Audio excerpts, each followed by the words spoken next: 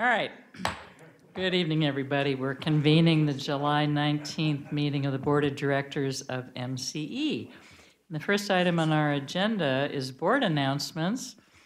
And this isn't exactly an announcement, but particularly for those of us here in San Rafael, I wanted to ask our Chief Operating Officer, Vicken, who I think maybe we've had the pleasure of having you here in a official capacity for the first time, and I'd just like you to say a little something to all of us so that we have a chance to get to know you a little better. Sure, well, thank you. I'm looking forward to spending some time and getting to know all of you. Vicken Kasarjian, it's been a little over 2 months here.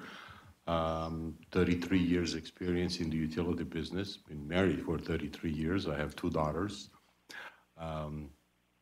It's been an extremely interesting experience so far. You know, it's been a delight working with Don. The challenges, the grilling that Mrs. Sears did as one of my interviews that I've gone through, I wanted to emphasize again that the single item that attracted me the most to take on the challenge to come and join the team at MCE was your vision statement that strives for GHG-free energy service. And my interpretation of that is like trying to climb Mount Himalaya every day. It's not something easy, and you collectively had come up with a mission statement that is unlike any other utility I have ever seen, which usually says economic and reliable power. So I'm delighted to be here. Thank you for having me, and looking forward to getting to know you more. Thank you, Vic, and glad to have you. Right, super. Any other board? Before we go on, huh? Sorry.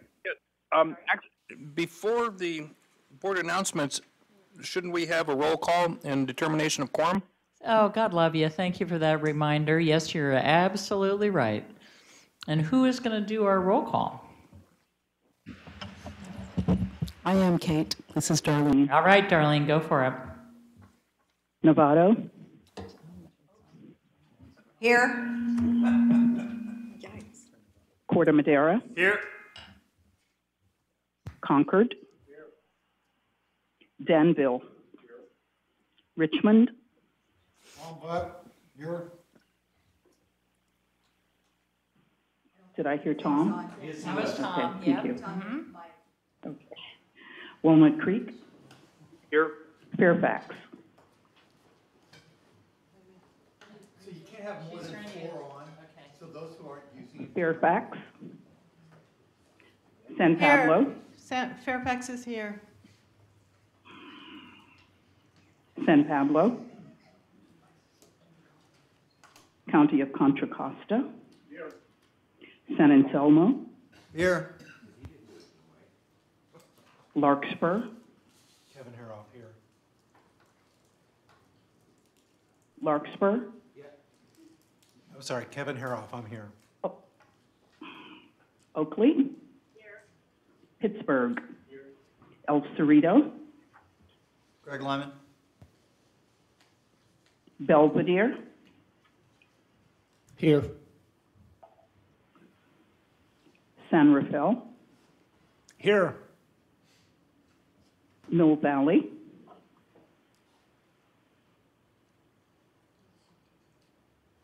San Ramon. Here.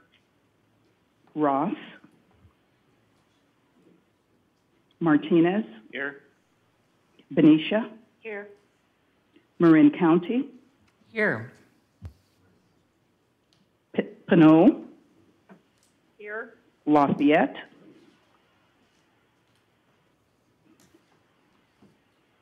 Moraga. Here. Napa County. Here. Tiburon. Sausalito. Here. Are you good, Darlene? Since that wasn't in alphabetical order, Good. I'm just confirming Sausalito was a Z. Sausalito. Yep, are we good, Darlene? We're good. All right, excellent. Okay, so. Thank you. I'm not very subtle, I never have been, can't help it. Board announcements, does any board member have anything that they would like to talk about? Greg Lyman. Yeah, in El Cerrito, our city manager announced their retirement, and we fortunately chose our assistant city manager to replace him at the end of the year. So we've avoided a long talent search. Fantastic. Other board announcements? All right, seeing and hearing none, I'm going to move on. Next is public open time for matters not on our agenda. I'm not seeing any public in San Rafael. Do you have any public in Concord? No public. Thank you very much. All right, let's now move on to the report from our Chief Executive Officer, Dawn.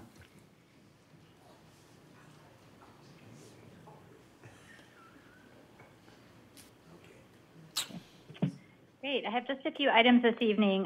First, I just wanted to remind folks that because we have multiple locations, it's really important to make sure you're speaking into the microphone and state your name when you speak so that folks in the other location can keep track. Also, probably the most exciting thing I wanted to remind folks about is that we are about to host a tour to our two newest renewable facilities in California. The tour is going to be held on Tuesday, August 21st, and if you haven't signed up to be part of the tour yet, we are extending the deadline to allow a little bit more time for board members to sign up. This tour is only open to board members and staff. It's going to be on one day.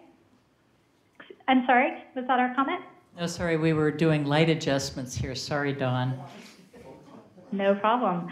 It's going to be a one-day event, but it will be a long day. MCE will be paying for plane travel on Southwest. If you're up for being part of the tour, it'll depart at 6:30 a.m. and return at 9:30 p.m.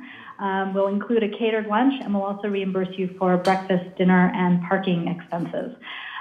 So if you're interested, take a look in your email box for information, or feel free to reach out to me directly. We're going to close the registration once we have hit the cap of 14 board members, or by Monday at noon, when we'll need to make the flight reservations. Any questions about that? All right. So Dawn, could you say, next, Dawn, it's Kate. Could you say something about the facilities that people would be seeing on the tour? Is it all solar generation, or what would we be seeing? Yeah, I'd love to say a little more. So it's the location is within the Central Valley. Both projects, wind and solar, are expected to go online in October of this year, and the combined size is 147 megawatts. So these are big projects. They are going to be generating enough electricity to power up to 72,000 homes annually. And the first part of the tour will be the wind project, which is called Voyager 2. And the visit to Voyager 2 will include walking the site and learning about the project's construction and operation. If you haven't been on a wind farm, a newly constructed wind farm, you will be amazed at how massive these structures are and also how quiet they are. It's really an interesting experience to be at one of these sites. So I highly recommend it if you can make the time. The second part of the tour will involve a bus trip to get to Analyst Expansion 2, which is a solar facility. And when you get there, you will see solar panels stretching out as far as the eye can see. It'll be a pretty dramatic vista. Lots of photo opportunities, and the lunch will be catered by the Voyager 2 development team at that site. So that's a quick snapshot of what you'd be in for on the tour. Great, thank you. Great. The next item is, I just wanted to let folks know that due to many councils taking a break in August, we will likely not be holding a board meeting in August, so that folks can be free to have a little downtime. If anything urgent comes up, we will let folks know, but you can expect a cancellation notice within the next 2 weeks for that meeting. We will, however, be holding our technical committee meeting in August, and that is scheduled for 8 a.m. on August 2nd. So if you're part of the technical committee, 8:30. Thank you, Darlene. 8:30 a.m., August 2nd. Feel free to keep that on your calendar. And that's it. Oh, and then, sorry, I have one other item. At the request of one of our board members, there was an interest in finding out where we are as far as opt-out rates. So I wanted to let folks know that we've seen a real decrease in the opting out process, which is what we typically see at this point in the process, although it's dropped off a little more than we anticipated. So we're seeing a pretty low level of opt-outs at this point, which is really great news. Our opt-out rate for the new communities is 9.15%. I was asked to share the largest and the smallest opt-out rate. Oakley's coming in at 17.6%, and Pittsburgh is coming in as our lowest at 6.4% opt-out rate. And a couple of things that we've done over the last couple of months to help making sure customers are informed and getting familiar with the program and comfortable with the MCE program. We've invested more staff resources on outreach, including the hiring of a couple of climate fellows to add to the MCE team and continue participating in outreach activities. In fact, just before our board meeting, I saw the tents packed up over there, heading off to an event in our service area tonight. We have those throughout every week. Also, we've been partnering with communities and local governments during enrollment on communications, and I really want to provide a shout out to those of you who have helped connect us with your city manager and create some presence on your website. That's always a great way to make sure that customers have an easy way to access MCE information. That's really helped. We also reduced the number of mailers from 5 to 4, and that has helped in a number of ways this time around. And instead, we've been investing resources on human outreach and being at events, handing out events. You all may be aware that we just recently sent out our annual cost comparison. I think I have a copy here somewhere. A small postcard that arrived in everyone's mailbox probably in the last 2 weeks or so, giving you a comparison of MCE rates and PG&E rates for all of our various choices, and then also giving a power content label for the 2 options. And this is a great way for customers in all parts of our service area to know what the difference is, and to know they can trust the information because it has the PG&E logo alongside the MCE logo. And that's it for my report. Anyone have a question? Yes.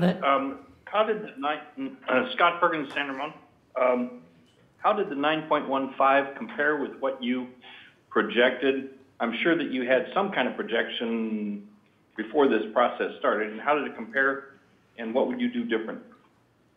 Yeah, the 9.15 is under what we projected. We tend to be pretty conservative with our projections so that we aren't overestimating what we need to be providing. So it's coming in just a hair under, which is really good news. I can also say that it's just slightly above what we reported to you in May, which was 8.2%. So it is, I think, noteworthy that over a 2-month period, we've seen a very small level of additional opt-outs. And I think, one last thing I'll say about this is that we tend to do a lot of outreach compared to other CCAs, compared to other utilities in general. And I think that our goal is to make sure we don't have any accidental customers. We want folks to really understand who we are and what their options are up front. And so we always hope to get our opt-out process to happen more at the beginning of the process, and then the folks that are in from that point on are intentionally in the program, and that seems to be what we're seeing. Yeah, Barbara? Barbara Kohler, Fairfax. Just wanted to ask you, Dawn, do you anticipate an executive committee meeting in August? We have not yet determined if there will be a need for an executive committee meeting. At this point, it looks like we may be able to cancel that meeting, subject to a couple of things that we'll have more information on next week. Thank you. Any other questions for Dawn? Those opt-out percentages really are terrific, and especially in Pittsburgh at 6.4%. That's fantastic. So thanks for that update, Dawn. If there are any other questions for Dawn, I want to move on to item 4 on our agenda, which is the consent calendar. has 5 items on consent. Is there anyone who would like to comment or correct or pull any of the items on consent? Barbara? Barbara Kohler, Fairfax. Just have a question on, I don't think it needs to be pulled, item C3 on the finance analyst. I just have a question. I have a couple of questions. I'm not sure, is it typical for us to do 15% above the median? It is. Okay, because I compared to San Jose, which has got to be at least as high cost as here, if not more, and they're quite a bit lower.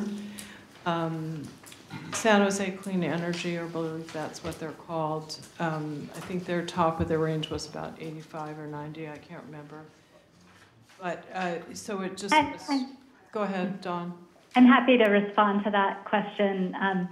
Great question. And just as a reminder, so our executive committee and our board went through a process of looking at the compensation analysis that had been completed for all of our positions about 18 months ago. And that was the point where we spent some time looking at cost of living, and the 15% adder was included as part of that process. And so we've just been following the board procedure since that time for the last 18 months. Okay, thank you. I just have one more question. Is moving forward on this position, what's the percentage differential between the analyst and the manager position, just so that there's... in terms of the salary band, I would have to do those calculations. I haven't. It is, I believe... There is a differential, so we won't be looking at necessarily coming back with the finance manager, increasing that to create that differential. There's no plan to do that. There's not a compaction problem as currently proposed for the salary scale, right? Katie is saying no. Excellent. Okay. Thank you. That's all I had. And I will say, and so this position could be, the person who ultimately is hired for this position could be either in the Marin or the Concord office, right? That's correct. And if anyone is aware of any potential candidates and the position is approved, feel free to refer them along. Super. Great. Thank you. Any other comments, suggestions? Yes, Scott Perkins, San Ramon. I'd ask that in the future, if the staff report would include total compensation, not just salary. I like having salary in there, that's important, but I also like to see what the total composition is for a position. Thank you, Scott. Helpful suggestion. Any other comments or questions? I'll move we approve items C1 through C5. I'll second that. I have a motion and a second. All in favor? Aye. Any opposition? Aye. Sorry, any opposition? Any abstentions? Okay, very good. Director Sears, could we clarify the maker of the motion was Director Bailey? Yes, that's correct. And the second? Wagon Connect. Wagon Connect. Thank you. Great, thank you. All right, on to item 5 on the agenda, the CPUC Integrated Resource Plan Standard Load Serving Entity Template Submission. Woo! Great. Mouthful. Are you, it's a mouthful. Are you doing that one? All right. I will kick it off. I think Don has some Excellent. feedback for us as well, but just to be clear for everyone, some of the new members, in the fall of every year, we do an integrated resource plan. This plan is not a replacement of that. This is a response to Senate Bill 350 that requires us to submit a IRP to the CPUC for their approval. What we've done is we've taken all of our policies, programs that were based in last fall's MCE IRP, incorporated them into this document. The reason we're bringing it to the board is to incorporate language and text and tables that were not included in our IRP that was already board approved. This will become an attachment to last year's IRP, and going forward in 2019 and this fall, we'll have another CPUC IRP will be an attachment to that plan as well. This was taken to the Executive Committee on July 6th and passed through with some minor changes. Excuse me, I'm over a cold. Happy to walk through the document if you have questions. There's some of the highlighted things in the staff report or where the text was changed or added from our existing IRP.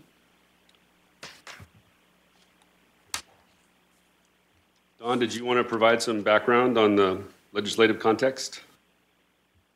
Yeah, I'll just make a couple of comments. I think that the one thing to keep in mind is that, as Greg noted, this is the first time that any CCA program has been required to submit their IRP to the California Public Utilities Commission.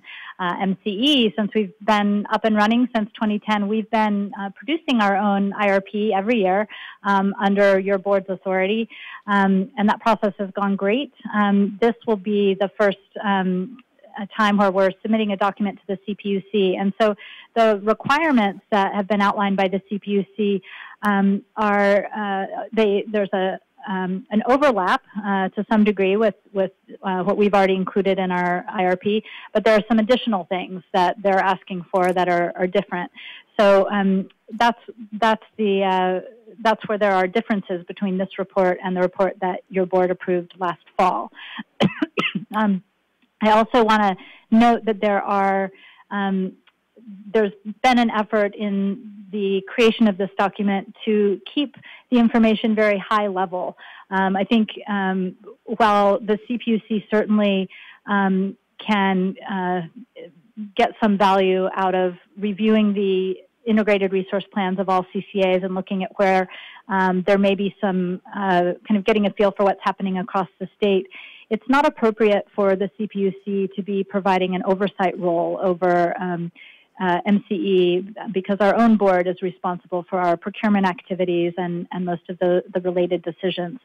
So the information that we provide to the board will provide a much greater level of detail than what we provide to the CPUC. So I just wanted to explain that there might be a lot of interesting and great stuff that we're doing that we talk about in other venues, but is not required for us to submit to the CPUC and isn't necessarily helpful to create a precedent that we're submitting that level of detail to the CPUC. So I wanted to explain that. The next thing I wanted to comment on is process related. I just wanted to let you all know that because this is a new exercise for the Public Utilities Commission, it's been sort of a work in progress, and the templates that they've pulled together for us to fill out have been changing frequently, even up to the last minute. The document that we've prepared for you will still probably need some additional fine-tuning before it's submitted. And although the templates have been changing by the CPUC, the deadline has not been extended. So the document is due at the very beginning of August. And so we'll be doing our best to comply with the templates and the instructions that have been provided, but there has not been a very clear path to follow in this process, and we're hoping that next year's process will go a little more smoothly after everyone has had some experience and the CPUC has a sense of what the end product ends up looking like. And Dawn, if I could follow up on that statement. So we don't anticipate, I understand it being inappropriate, but we don't anticipate that the CPUC will seek to take action to approve or disapprove this plan or to ask us to make changes to the plan going forward, correct? This is really an information-only submission to the CPUC. Is that right? It's unclear what the CPUC will choose to do after receiving the integrated resource plans from all of the CCAs. It has been contemplated in the language thus far that there may be some sort of approval process that will be tied primarily to reaching the greenhouse gas objectives that are outlined in statute for 2030. So that expectation is not something that we have concerns about meeting. We don't anticipate that the CPUC will be weighing in beyond that key metric, as they do not have the leeway to do that under statute. But because this is a new process, we are not certain what they may undertake after receiving these documents. Great, thank you. Other questions for Dawn? Yeah. Not for Dawn, but for Greg. Elizabeth Patterson. How do you do this?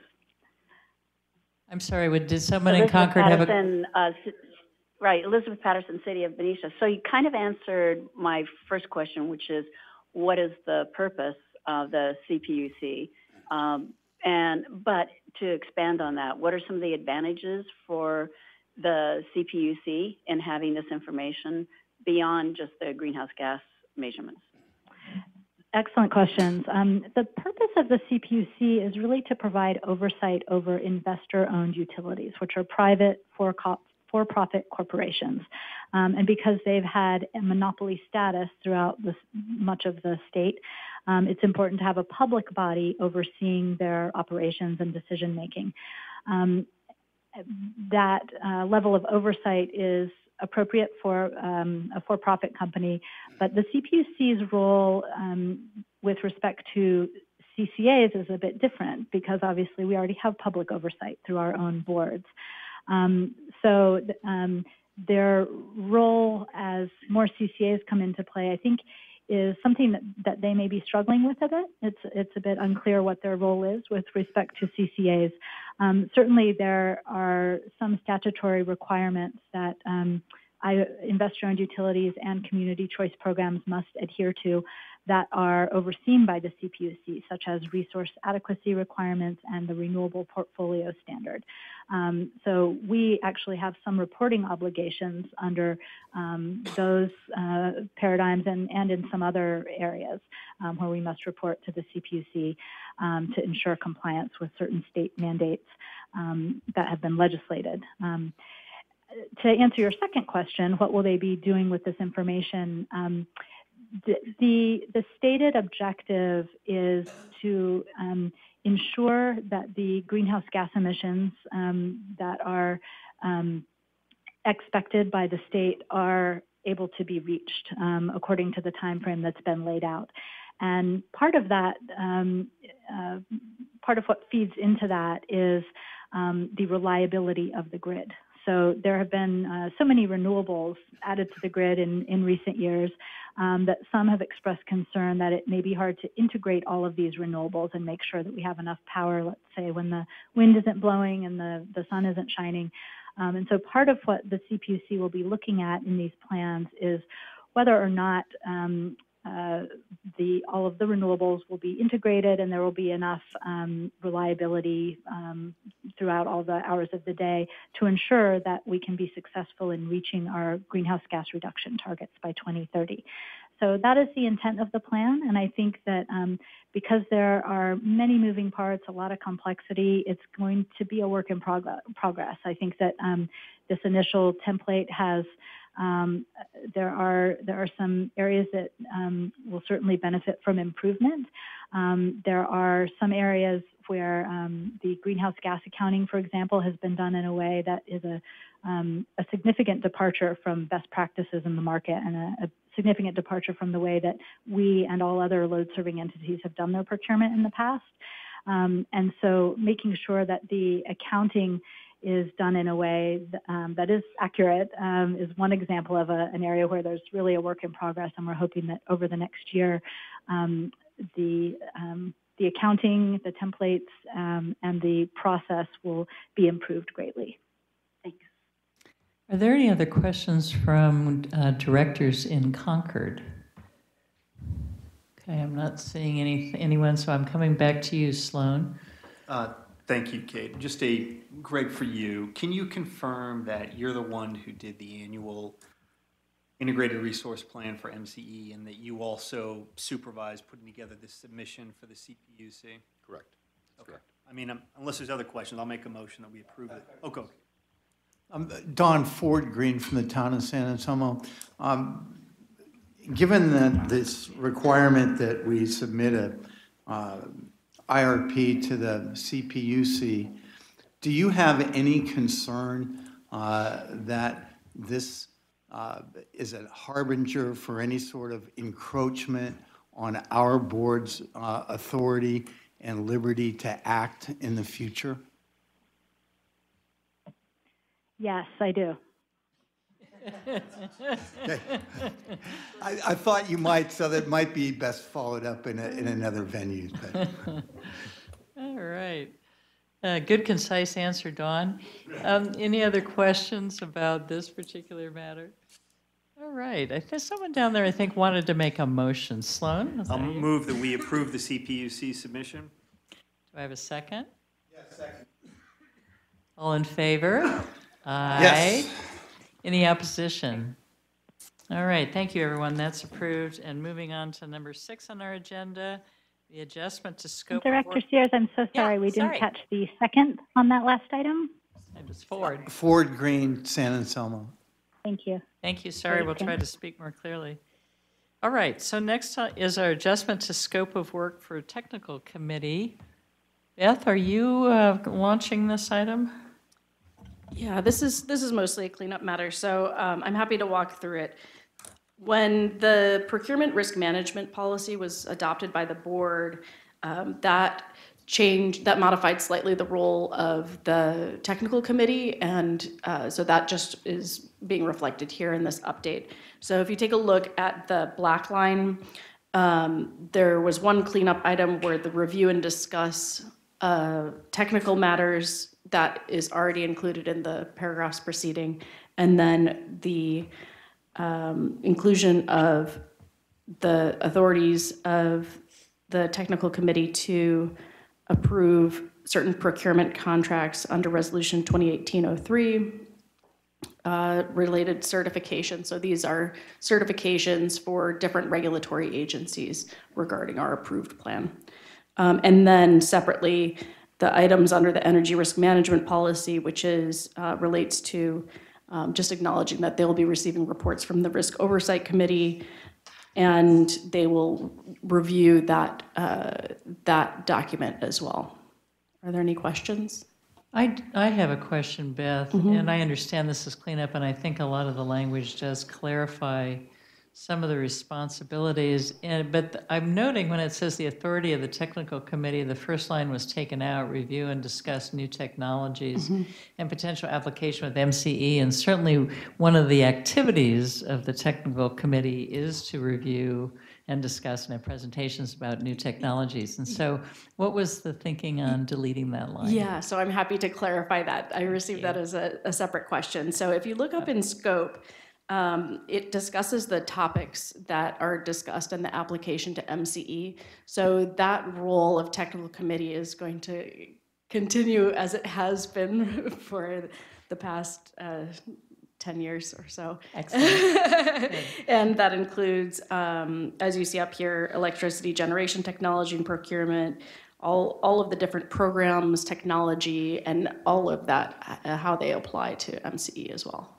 Right. Do we want to have something in here about new technologies, though? I mean, this is a list of existing technologies. I'm just trying to capture the innovation side of it because, to me, as the chair of the TechCom, that's one of the fun activities, right? Is making sure that we're paying attention to innovation. So, and perhaps that's captured here, but I want to make sure that it definitely is. If you would like to retain that first bullet, it's a cleanup, but it's just as easy to retain. Or even move it in, or just say new technologies up in the scope section. I'll move that to the scope. Great, thank you. All right. Other questions or comments from board members?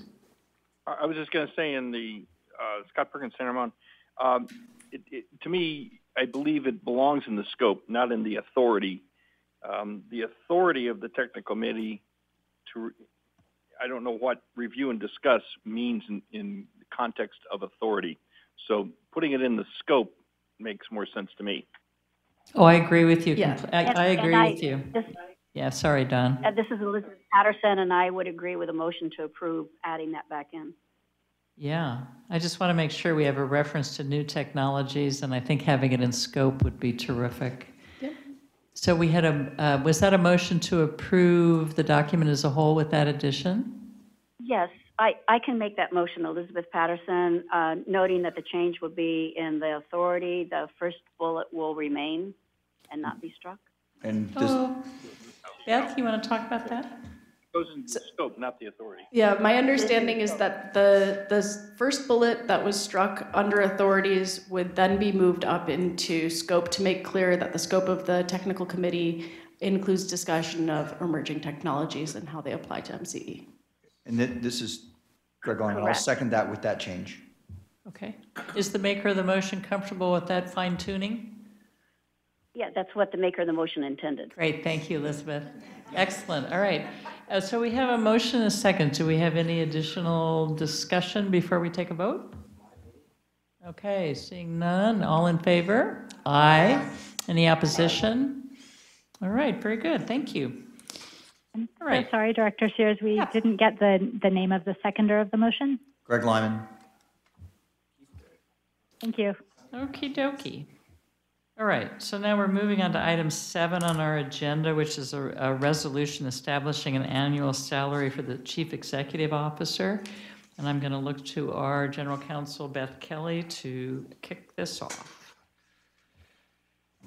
Great. Earlier this evening at 6 p.m., a special meeting was held by the Board of Directors in closed session in which the compensation was for the Chief Executive Officer was discussed.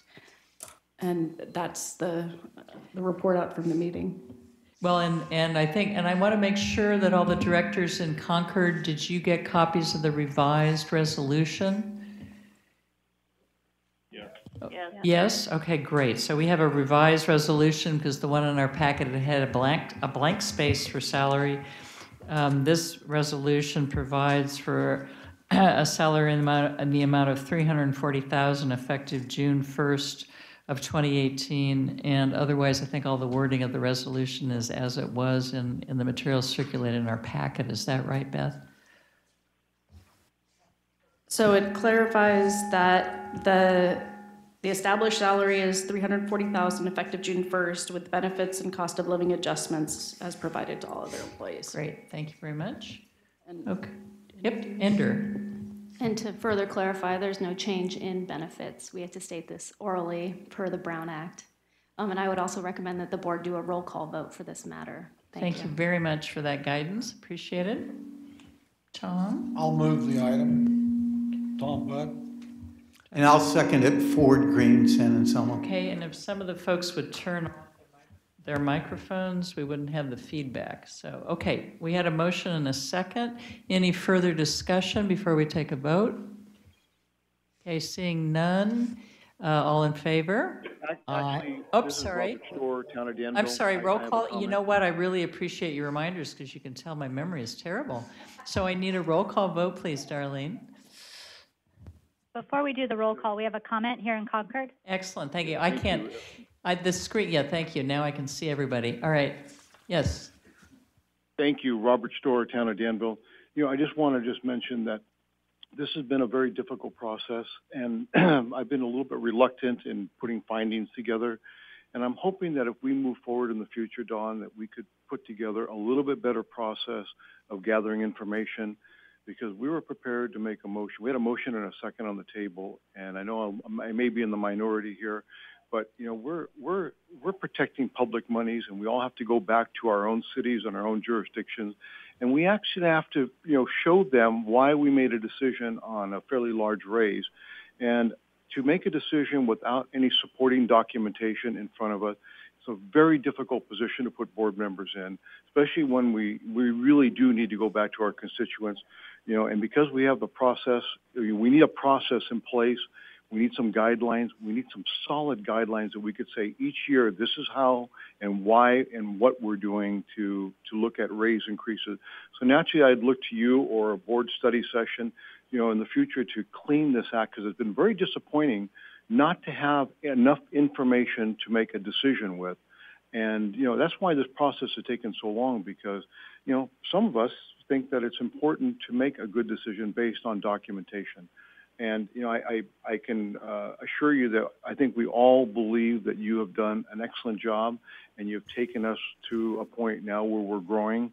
But the way we got here was very awkward, and it was very uncomfortable from where I was sitting. I only have one seat, and I may be in the minority in this, but we had a motion and a second on the table and a lot of discussion, and that's why we were able to move it forward and delay this process while we gathered some information. So in the future, and I'll just say it one more time, it is so important that we get that information right up front in a complete packet and not in bits and pieces along the way. Thank you.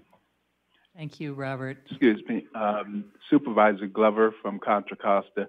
I appreciate those type of comments because I think it's important. However, the reason that it may not have been complete in the past is because we haven't looked at arrays in the past.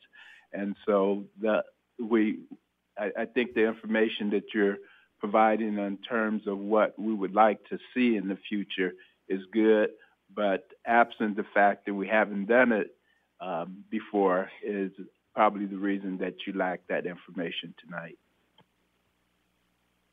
Okay, any other discussion before we take a vote?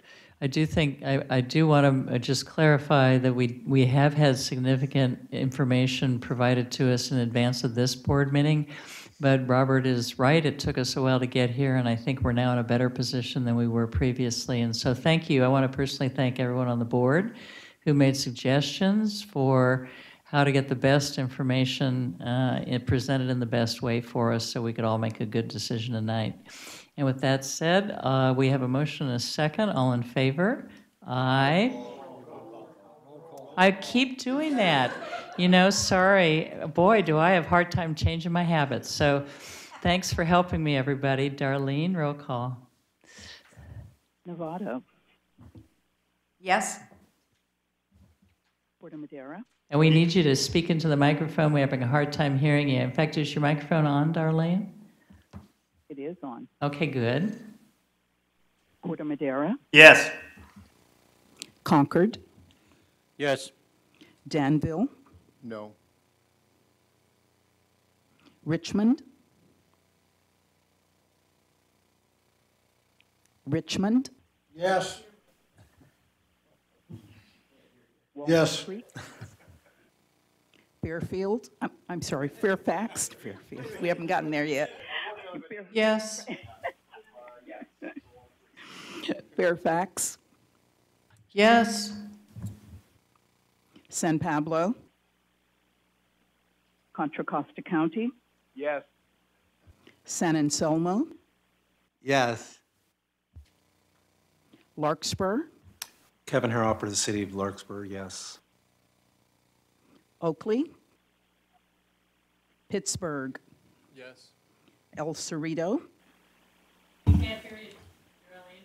We can't hear you, Darlene. El Cerrito. Oh, this is Greg Lyman, yes. Belvedere. Yes. San Rafael. Yes. Mill Valley. San Ramon. Yes. Ross. Martinez. Yes. Benicia. Yes. Marin County. Yes? Pinole. Yes. Lafayette. Moraga. Yes. Napa County. Come on there. Napa Yes. County. Yes. Tiburon. Sausalito. Yes. All right, very good. Thank you, everyone. And just one clarification is that Director Wagon Connect, that was an aye for all of your communities. Yes. Yes, he represents all of his communities. Yes, he does. He does. He represents several. All right, very good. So let's move on to item 8 on our agenda, which is the Energy Efficiency Business Plan update. And who's doing this one? Hello, good evening. I would like to take this opportunity to provide an update on our energy efficiency business plan.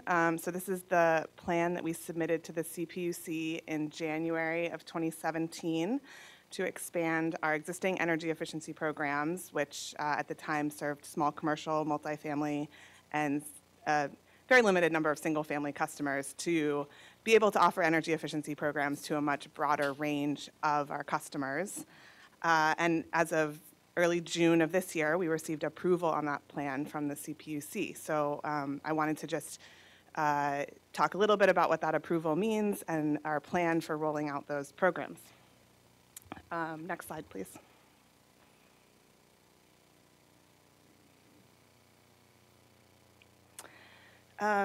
So beyond,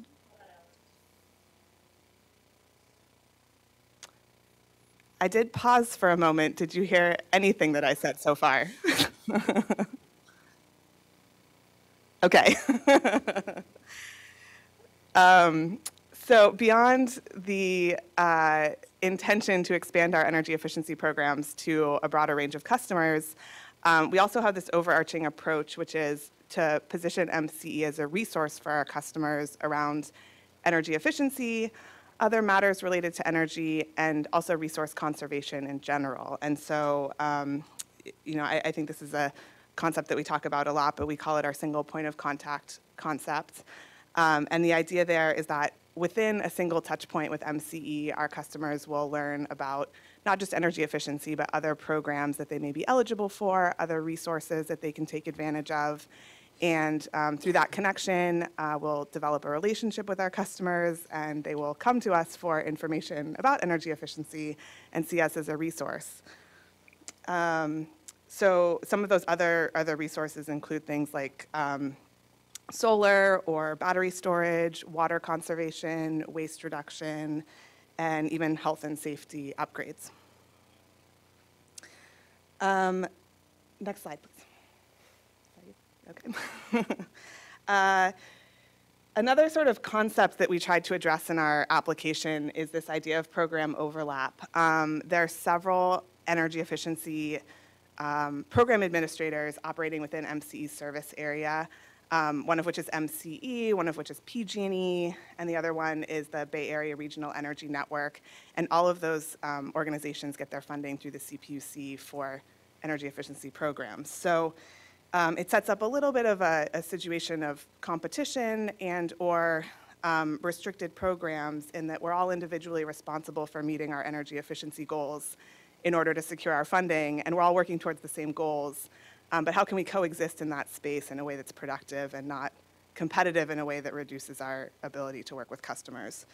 So one of the things that we proposed to the Cpuc was shared attribution, which would mean that if we were working with a customer and found that PG&E offered an energy efficiency program that was really well suited to them, we could refer them to PG&E's program and still get credit towards our own energy savings goals so that we weren't sort of in direct competition with PG&E.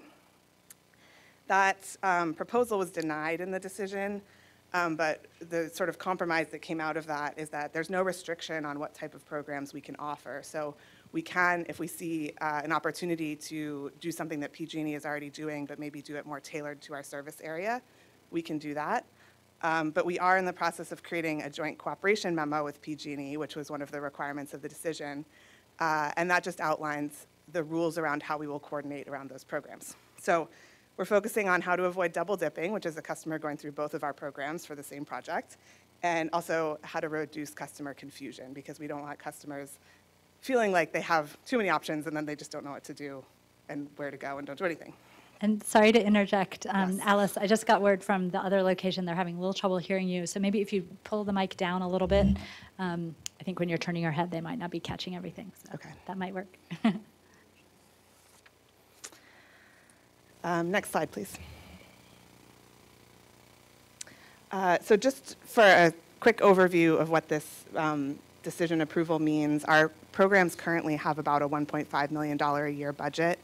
And the decision approves an 8-year rolling portfolio, which increases our budget to $8.5 million for the first year, up as high as close to $12.5 million over the 8-year period. Next slide. So these next two slides, I just wanted to provide sort of a visual of where our programs are now and where we aim to take them with this funding. So this is sort of a graphic depiction of what our programs look like now. We serve 3 main customer types, and each of those has one program offering. Multifamily is probably our most comprehensive offering, and small commercial, we also offer comprehensive projects, but we only work with small commercial customers. So then on the next slide, This diagram shows the broader range of programs that we will be building out over the next year, possibly longer. So starting just with the customers that we can serve, we now are no longer restricted to small commercial customers, so we're able to make that a more comprehensive offering. We will have programs for our industrial and agricultural customers that we didn't have in the past. And our single-family program, which previously was just a small pilot related to smart thermostats, we now have much broader funding to really build out that offering, which is really exciting because that's a huge part of our customer base, and a lot of the interest that we get is around single-family energy efficiency. Let's see, some of the programs here, as you can see, especially on the residential side, we have a lot more details in terms of what those programs will look like. And I guess I'll just call out for industrial and agriculture. We plan on really working with experts in the community, possibly putting out an RFI to collect information and going through a little bit of a process to understand what would be the best way to serve our customers in those two areas. Next slide.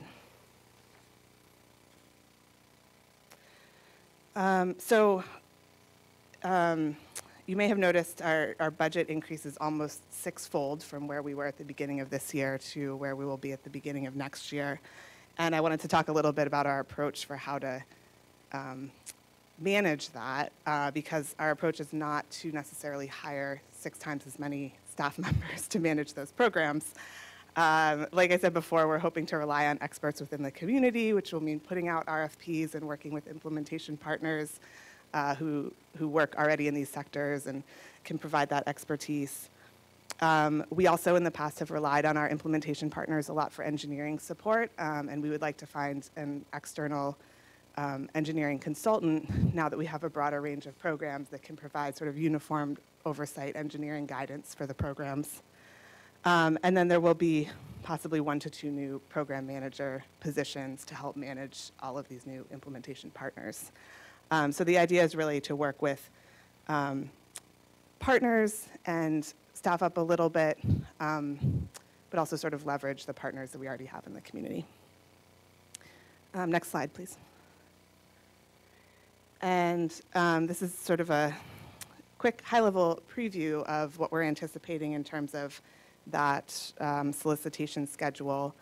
So starting this fall, we'll be working on preparing those RFPs to look for implementation partners, hopefully leading towards contracts being in place towards the beginning of 2019, and launching programs as soon as possible in 2019 to get that full year of program activity.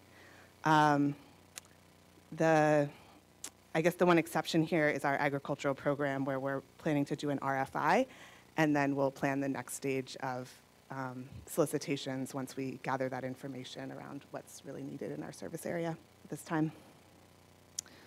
And I think my next slide is the last one. So I think that's all I had, and I'm happy to answer any questions. This is Maureen Toms. Great presentation, and I, you know, there's a lot here I think to be excited about in the expansion of this program. I'm personally really excited about the upgrade in the agriculture piece of it. That's something that, you know, we've talked about off and on over the last few years, and I'm really looking forward to getting a program up and running. It's important for our West Marin community, and I've got to think we're going to have a lot of interesting options with our local ranchers. So look forward to that, and I want to open this up for questions or comments from board members. I'll start with Sloan Bailey. Hi, thank you, Alice. Sloan Bailey from Corte Madera. Alice, on the third to last slide, it says that you're contemplating hiring 1 or 2 new program managers and 6 to 10 new implementation contracts. How big is your current staff? How many people are on the energy efficiency team? So we have 2 program managers that manage our current energy efficiency programs, and 3 specialists that work underneath those, plus a manager of our energy efficiency portfolio. So that's 6 people. So is a specialist the same as an implementation contract worker?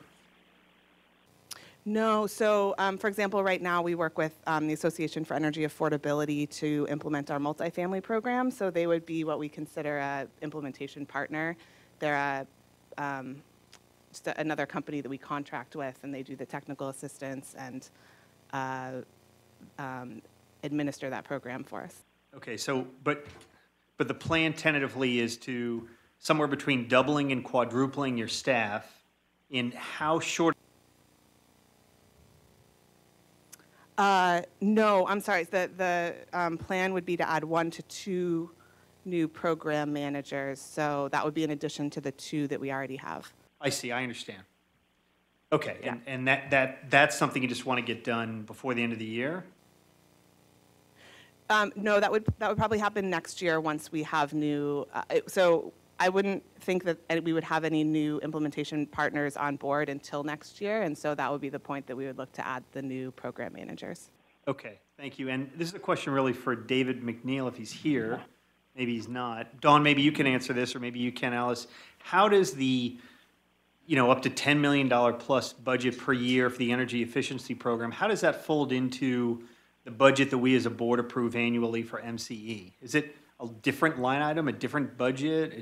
Do we have any authority over it? This is something done by how does that work? Yeah, it is set up as a separate budget. We have our operating fund, which is the primary budget that our board is focused on. But in every budget update that we provide, we also include an update on our energy efficiency dollars. And we actually have a whole other fund as well that's a renewable energy fund. But the energy efficiency dollars are basically set up as pass-through. So we will need to make an adjustment to that budget. We'll be coming back to your board in the future for that to allow for this extra revenue to come in and then to be expended. But that budget is separate and apart from the MCE operating budget, which is tied to our procurement and our revenue generation for customers. And Dawn, is that budget approved by the CPUC, or is there some, how does that work? In other words, I know that the program has now got successful entitlement in a fairly significant way, but is there an obligation by MCE to sort of annually report to the CPUC, not just the results, but how the money's spent and all that?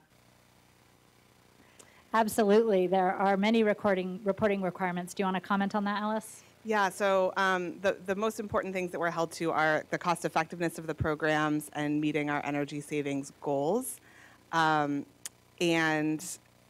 think one clarification around the budget, those are budget caps. So we have the opportunity every year to request a lower amount than that. It's an 8-year cap. So if we request a lower amount in 1 year and we want to ramp up more significantly and request more in a later year, we can do that. But for example, 2018, one of the reasons why we are not bringing a budget amendment tonight is that for 2018, the funding was approved halfway through the year, and so we're in the process of figuring out what we need to do ramp up for the rest of the year for 2018, and that we're not planning on spending $8.5 million in the last several months of 2018. So once we know that number, then I believe we will be bringing that back to the board.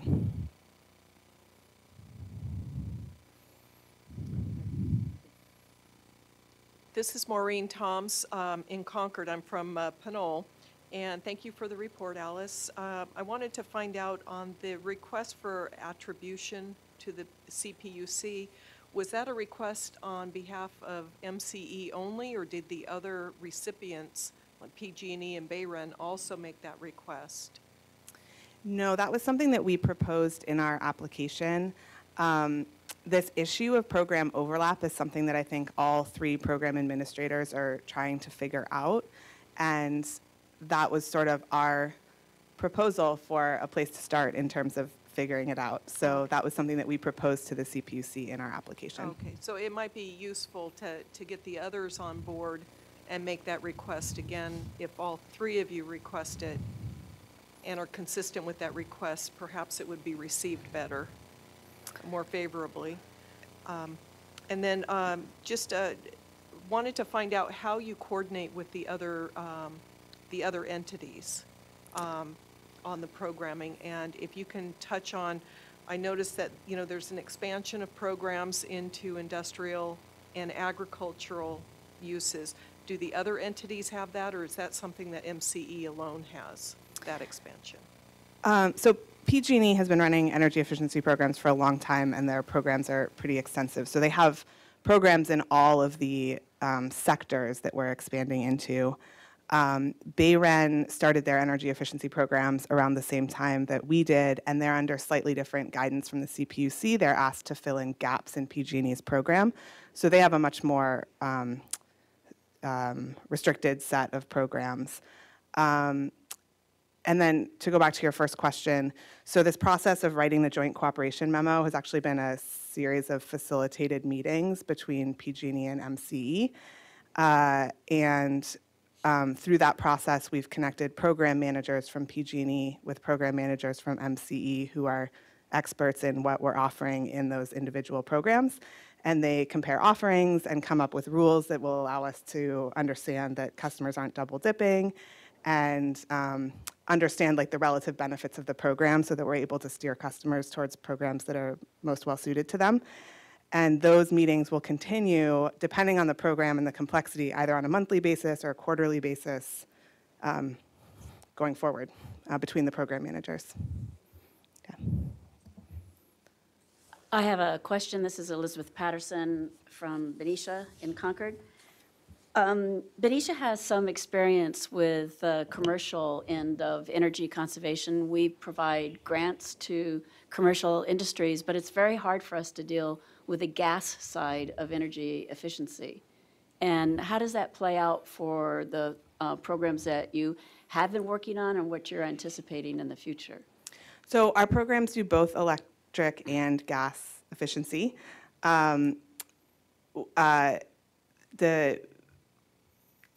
Several years ago, the CPUC clarified that as an electric load-serving entity, we really have a right to the funds to do electric energy efficiency.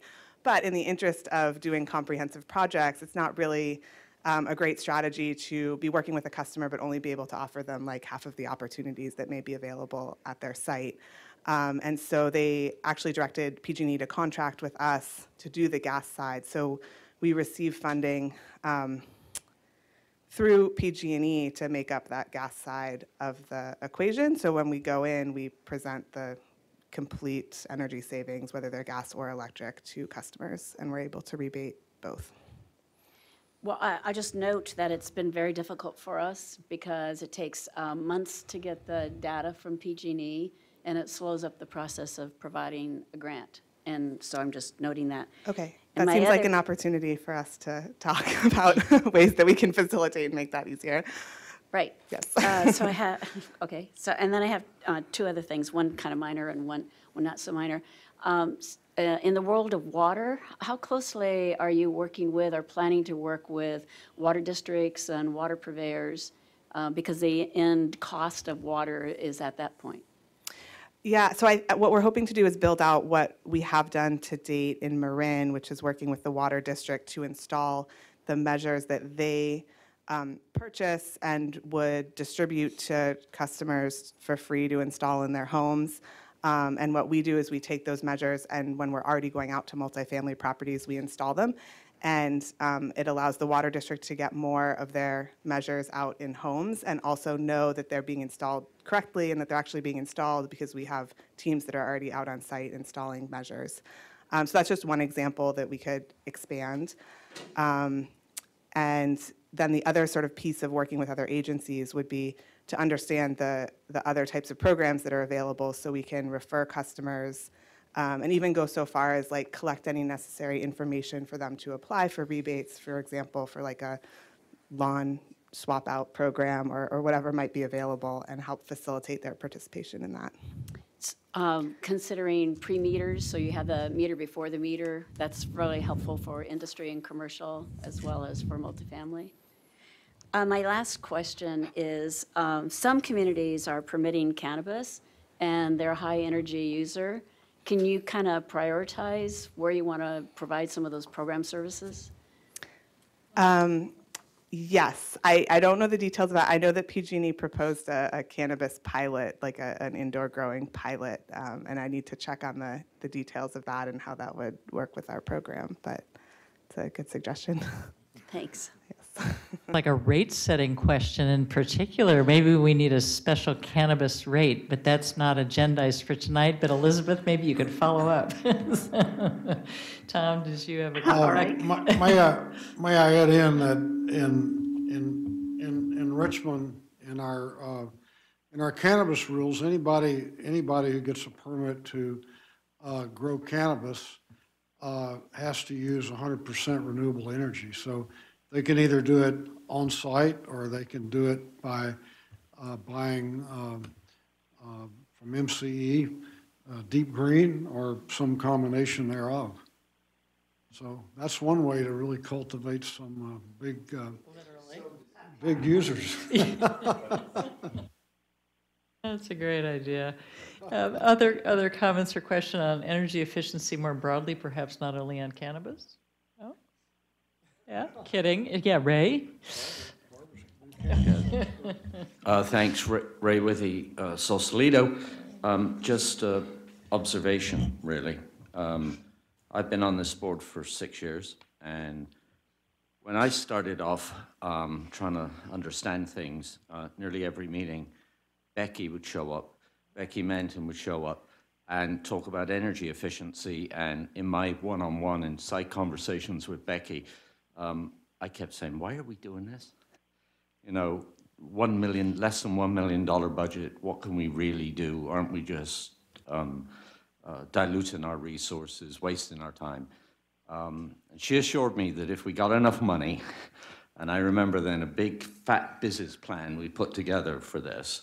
It didn't get totally funded, but now we have a tenfold increase almost in the ability to actually really get something done and doing something really meaningful in this. So, well done.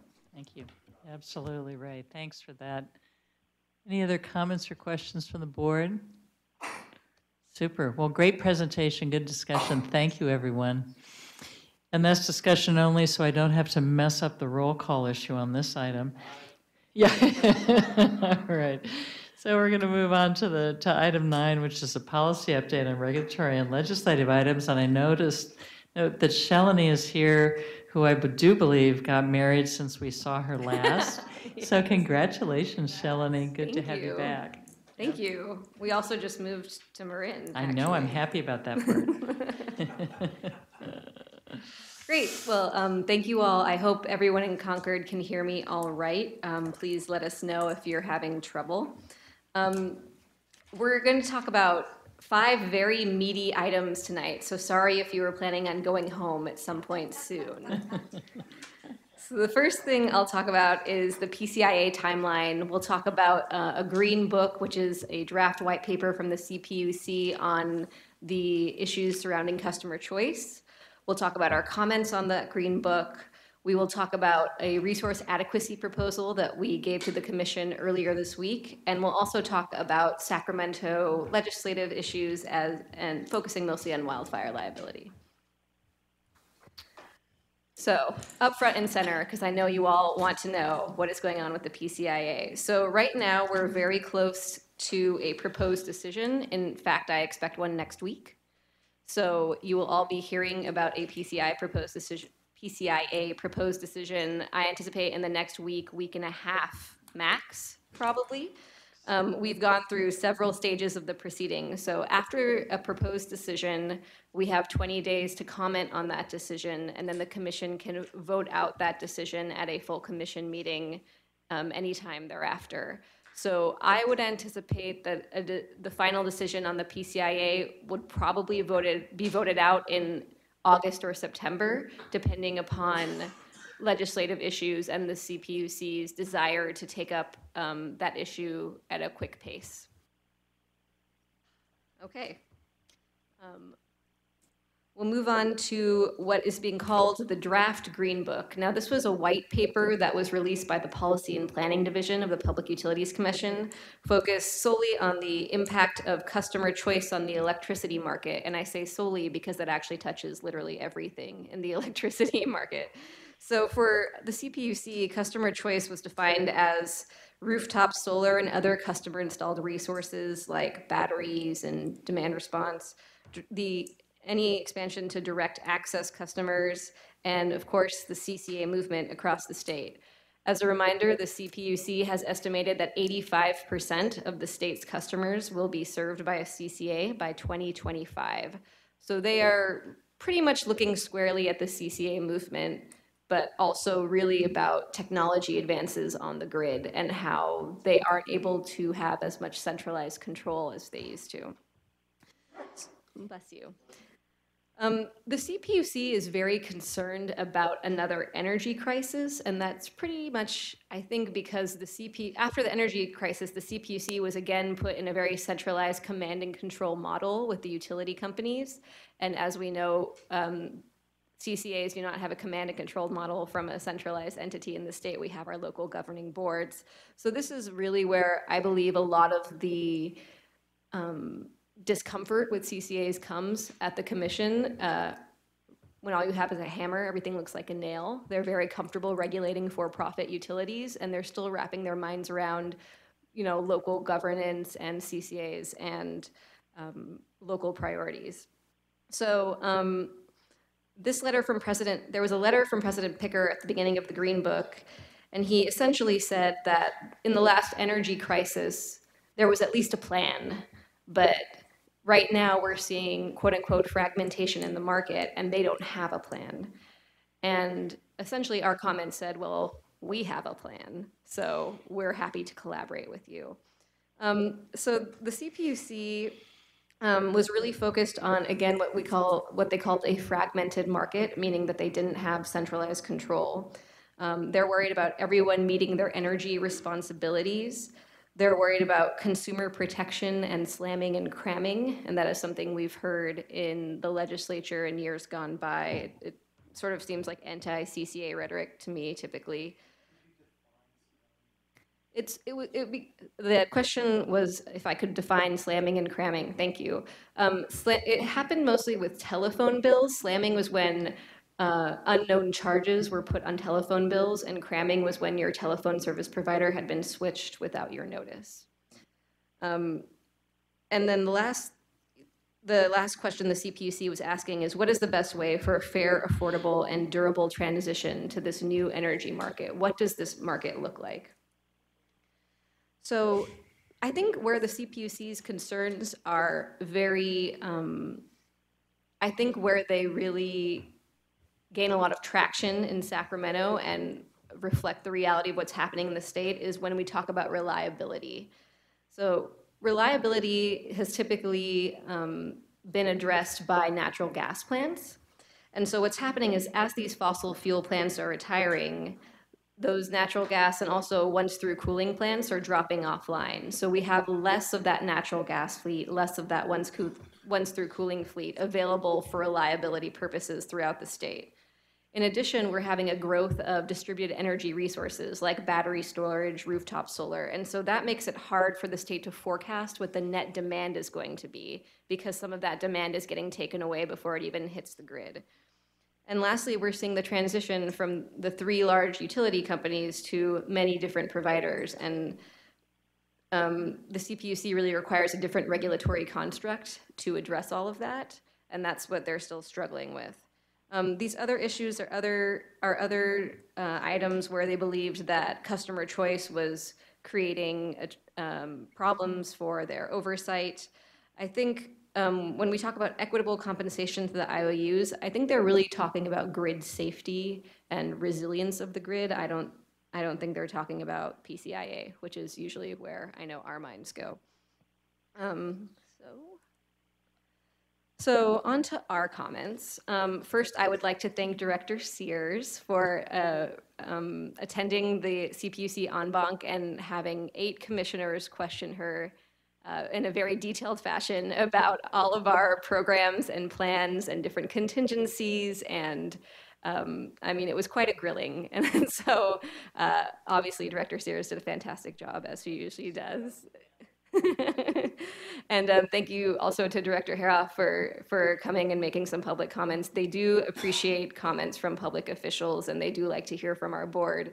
I think that's where they understand that you are our regulators the way that they are the regulators for the utility companies. So it's always great for you all to come with us to meetings, and I will be inviting more of you to those meetings, so be on the lookout for that.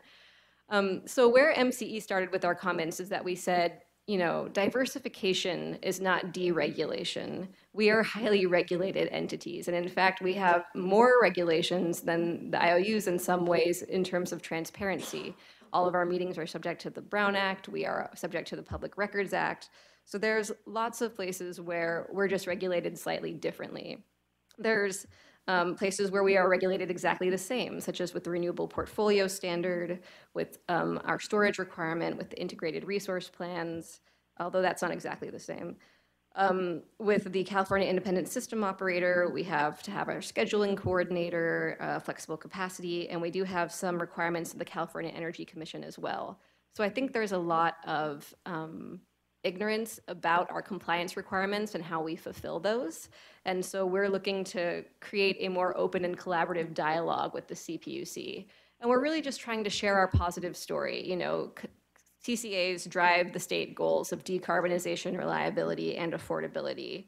We contribute to transparency. We serve the vast majority of our customers in our service areas. And, you know, as part of the Global Warming Solutions Act of 2006, the California Air Resources Board came up with a scoping plan. And they said, what we really need is local communities to make climate action plans, and we need them to, address their climate impact through their climate action plans. And actually, that's what many CCAs have been formed out of, right, is these climate action plans. So our point was, you pass the Global Warming Solutions Act, the Air Resources Board asked local communities to come together to reduce their greenhouse gas emissions. That is what CCAs have done. And I think some of that narrative has been lost over time. So the other thing MCE said in our comments is that, look, the IOUs are here to stay, right? They're operating the grid.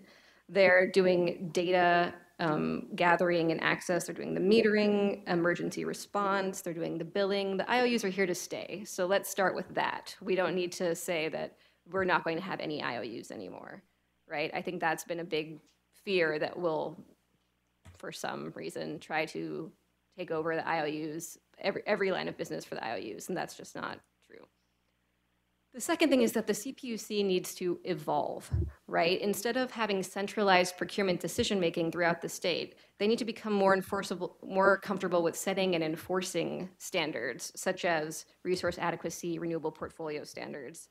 They need to protect our board's rights to local governance. We want to ensure fair cost allocation, data access, enforcement of the CCA Code of Conduct. And we also want them to do consumer protection for all of our customers, right? CCA and non-CCA customers. We also think they could cultivate innovation by supporting efforts for grid neutrality, allowing people to kind of plug and play on the electric grid, and also really pushing more social equity and environmental justice policy programs and perspectives so that we all get the benefit of learning from all of our communities. So we think the CPUC really also needs to evolve into that regulator and partner of the future. And lastly, we said that, there hasn't been great communication between the CPUC and CCAs altogether. I think MCE has a very solid reputation at the CPUC, and of course I'm going to say that because I'm the one working on it most of the time, right? Along with our team. But I really do think that we are well respected and known quantity because we've been around for a while. I think newer CCAs don't have that benefit. We also have the benefit of being located close to the commission's headquarters.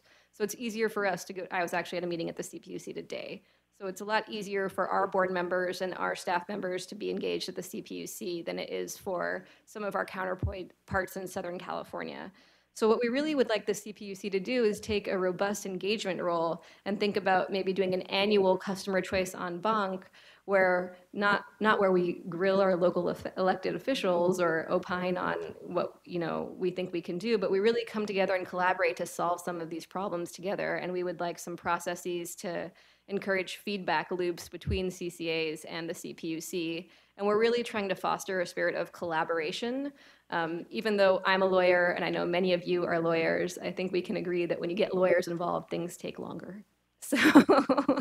So we're trying to have a more open and collaborative spirit with the CPUC than going through formal proceedings for everything.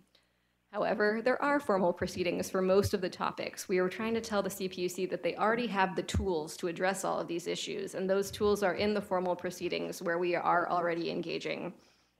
So with that, I wanted to ask if Director Haroff or Director Sears had any additional comments from the en banc. So the one thing that I would say is I'd actually really encourage everyone to read MC's comments on the draft Green Book. I think a lot of times we may not be that attracted to reading some of our filings for the CPUC because they are intensely legal and they can seem kind of dry and everybody's busy. I'm sorry, Shalini, I mean, it's gripping reading, but a lot of times we don't get to it. But the Green Book comments are incredibly well done and they're very readable.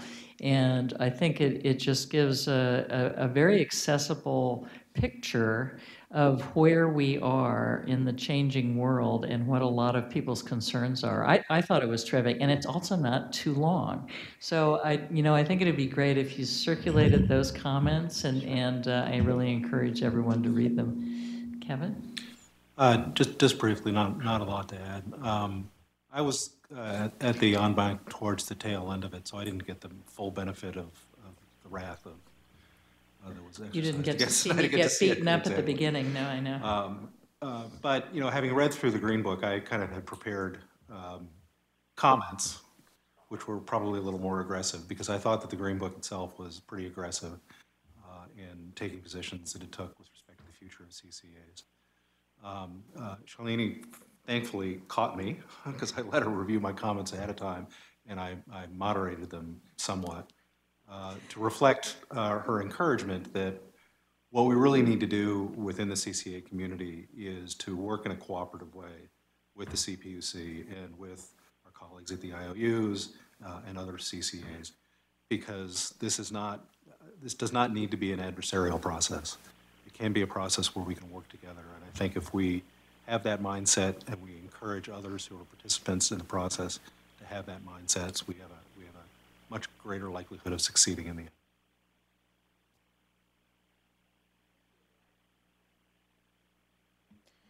Thank you. I'll note that other CCAs did have more adversarial comments, so don't worry, we're still doing the good cop, bad cop thing. Okay, so I'll move on now to reliability. As I said before, the CPUC is concerned with grid reliability issues because of this shortage of reliability resources that we have been experiencing due to our transition to green resources. So they issued a decision calling for a multi-year resource adequacy framework. Right now, we buy resource adequacy in 1 year ahead chunks, mostly. I'm oversimplifying, so all of our procurement people are going, all right, and month ahead chunks and other chunks. But mostly 1 year ahead is the longest chunk that we usually get.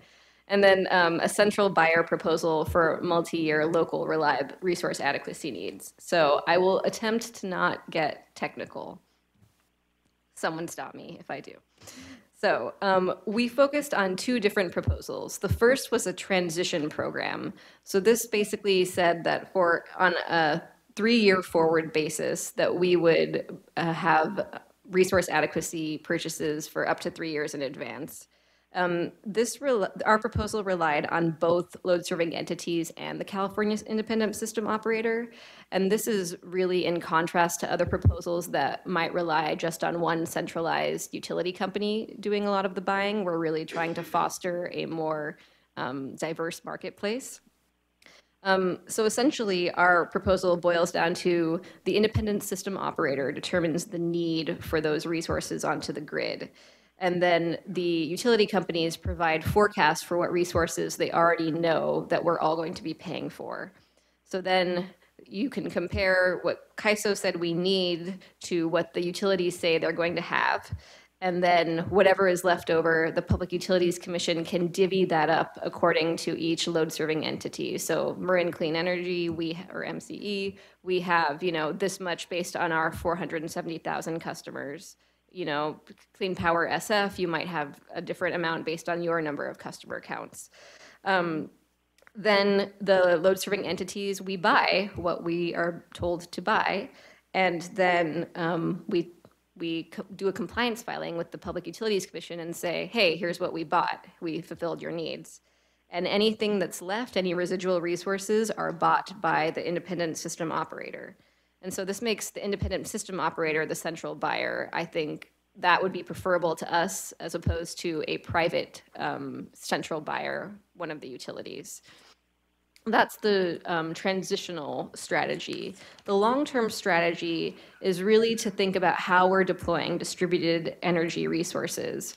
And this is really because our mission is to reduce electricity-related greenhouse gas emissions.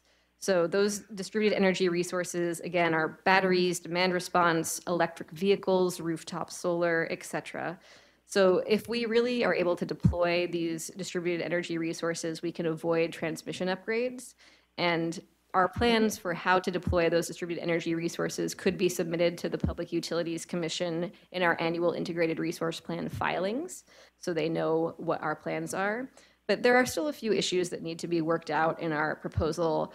For example, we're still trying to evaluate how to best calculate the value of distributed energy resources. So for example, if you have a storage unit, well, if you have a battery, basically, there are generation benefits and there are distribution benefits, right? So how are you accounting who pays for what part of those benefits? So we still have to figure out who's paying for what part of the benefits and who's paying for what part of the charges.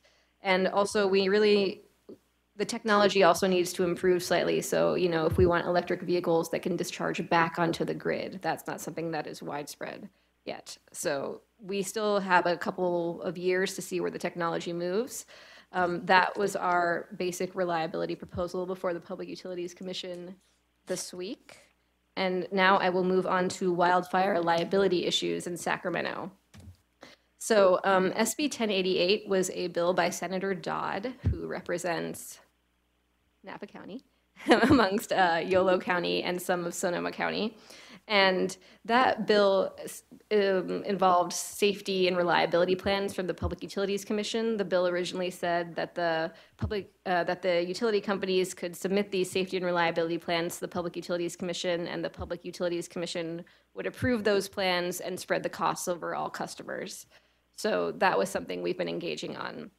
That bill has merged with SB 901, which was another Dodd bill that would require the de-energizing of power lines in certain circumstances where they thought a wildfire might be imminent. So those bills have merged into a conference committee bill. So basically that means that instead of having one author who's sort of pushing it through the committee process, there's a panel of people who are all working on the issues, and they're having hearings in front of both houses in order to fully understand the different liability issues and technical issues involved in the wildfires. So the first conference committee is on July 25th, and so we will know more about where they are planning on going with that bill at that time. Assemblymember Quirk proposed a bill, AB 33, that proposed securitization of liability. So essentially PG&E would be able to issue bonds to cover their wildfire liability. That bill was released very late at the end of the session before the July recess. So I'm still trying to figure out, if it's going to get wrapped up in this other conference committee bill, or if we anticipate it to move at all, or whether it has a lot of,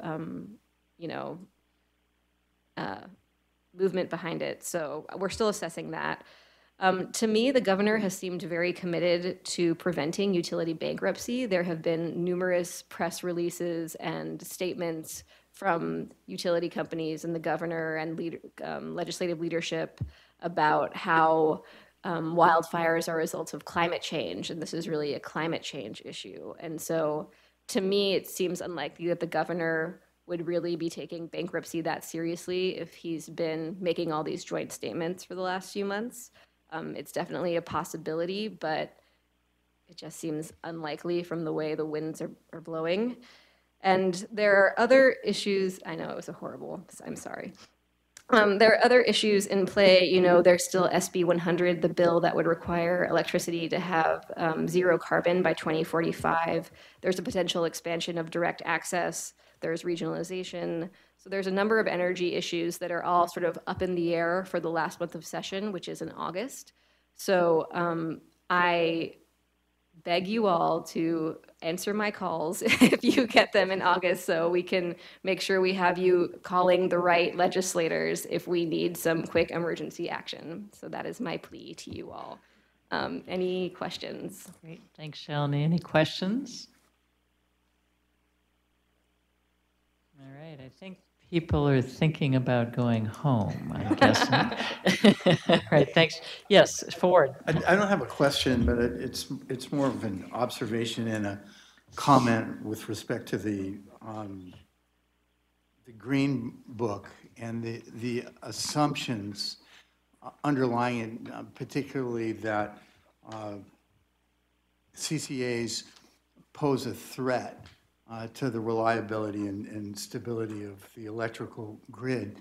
80% change is a really threatening number. It's huge.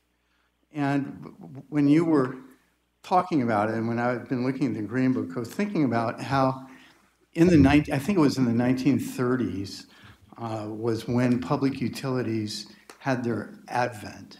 And public utilities were created in order to serve the public interest and need in providing a reliable source of energy. And so the firms that were generated to fill that need were given breaks. And those original firms, or PG&E, have now morphed into what we call the investor-owned utilities, and are kind of different creatures. So what CCAs are presenting on the face of it is a new paradigm. But really what we're doing is serving the same kind of needs, but in a different context. Our context has shifted in terms of climate change and global warming. So I don't know if there's any way to try to hearken to the CPUC's roots in terms of what its function is, not to be a power-possessing entity and to be more concerned about its own preservation and exercise of power, but to facilitate serving the public interest and the public good in a new paradigm now. So that really just struck me as I was looking at all this and wanted to make the comment while it was fresh. Thank you. Great comment, Ford. Any other director comments or questions on this matter? Okay, seeing none, we'll move on. Board member and staff matters. Anybody have anything? Tom. I don't know what you guys did, but the audio visual is much better than the last meeting. I don't know whether somebody tweaked it or what, but it's a lot clearer tonight than last time. It is better. I think we still have some work to do to make these two location meetings as seamless as possible. And I'm noting, looking at your office in Concord, that you have two screens there. We have two screens here. I'm going to be asking staff whether it's possible to split what we see on each screen, because one of the things that I personally find difficult is when someone in the other office is presenting and all we see on the screen is the PowerPoint presentation and we can't see the speaker. And so if there was a way to split the projection so that on one of our screens we saw the PowerPoint and on the other screen we saw the speaker and our other board members, I think it would certainly make it easier for us to feel that we were still part of a meeting. But any feedback or suggestions or comments that any board members have about how we can improve our technology setup and how we conduct ourselves, I'd much appreciate it. Doesn't have to be now, it can be any time. All right. Thank you all for coming early to this evening. It was a good series of conversations, and we are adjourned.